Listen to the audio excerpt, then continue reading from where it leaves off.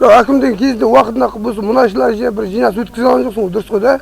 А сізге вообще ешкім кіре алмайды екіншіден. Сізді осы бірінші рет көріп тұрмын мынандай айқайдың арқасында. Шын ғой. Шын ғой, жоқ, айтшы, мойындайшы. Сізге кірінсе ақырын кіргізбейді. Сізге барса қайта кетті, Ақтау кетті, қайта кетті, Тоняқ кетті. Кілі қамдарыңды ойлап жүрсің ғой, жасырат іштегі жоқ. Жоқ, жалпы енді мұнайшыларға өкпелейсіңдер. Өкпелейтін орын жоқ қой мұнайшыларға. Нет қой өкпелейсің? Жетқа? Ал айт, тыңдай, айт. Кеше вагон анау Ақтауды қаңғып жүрген. Алды былтыр ана бейнеудеме сояқ тұсауға тағы қаңғып. Біздікі ғой осы мұнайшылық осы. Қазақстандық ғой қаяқтық осы. Егер ондай сөз. Өсегіміз өтіреміз, телевизор көрсетті ғой. Жігіттер бетейік.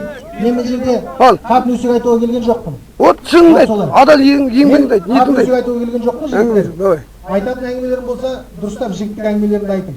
Мен даладағы біреуді іздеп, біреудің кәпірін түрмеден шығармайын.